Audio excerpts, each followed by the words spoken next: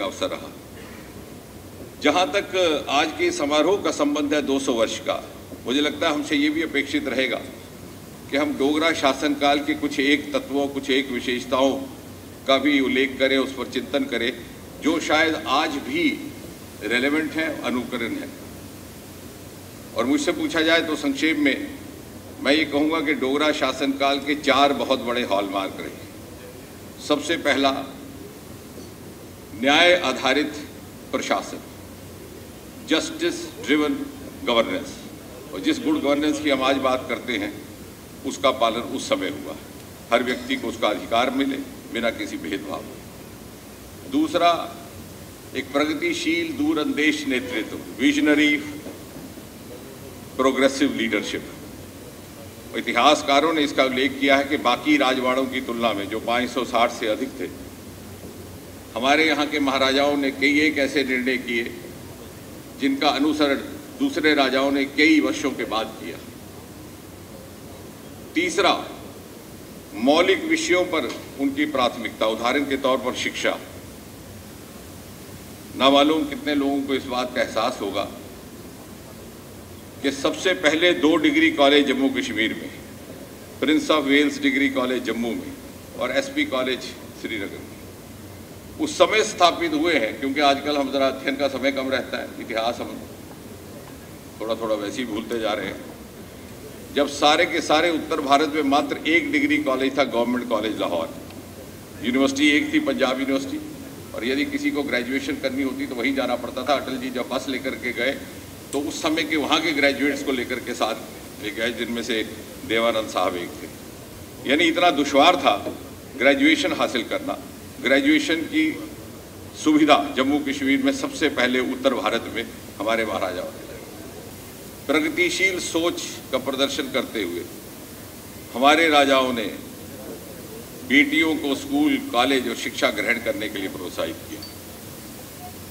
लेकिन इन 4-5 बातों के अतिरिक्त 2-1 बातें ऐसी आपके सामने रखूंगा जो हमारे ध्यान में कभी नहीं रहती। 560 राजाओं में से हमारे राजाओं की ये विशेषता थी कि उन्होंने कई की ऐसी प्रतिभाओं की खोज की जिन्होंने आने वाले वक्त में हिंदुस्तान का नाम सारी दुनिया में रोशन किया।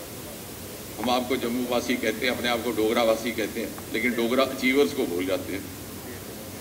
उनमें से सबसे पहला उदाहरण, आपको आश्चर्य होगा, मिंट की गोली हम सब खाते हैं जिससे गला साफ रहता है, माउथ फ्रेशनर भी है, हाजमे के लिए भी कहते हैं ठीक है, पुदीन हरे का असर है उस पर।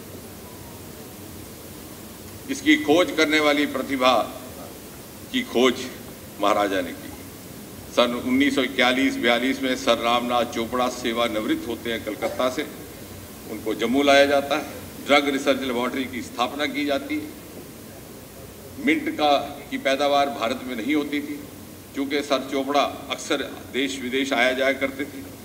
जापान में एक दौरे में उन्होंने उस जड़ी बूटी को यहाँ लाया, चट्ठा, और फिर आज का जो अंतर्राष्ट्रीय सीमा है उसके पास एक फार्म लगाया, यहीं उसके ट्रायल हुए और 1950 के दशक में आगे चल करके उन्होंने ये मिंट की गोली दुनिया को भेंट की। दूसरी विभूति, प्रतिभा, जिसका नाम भी हम भूल गए,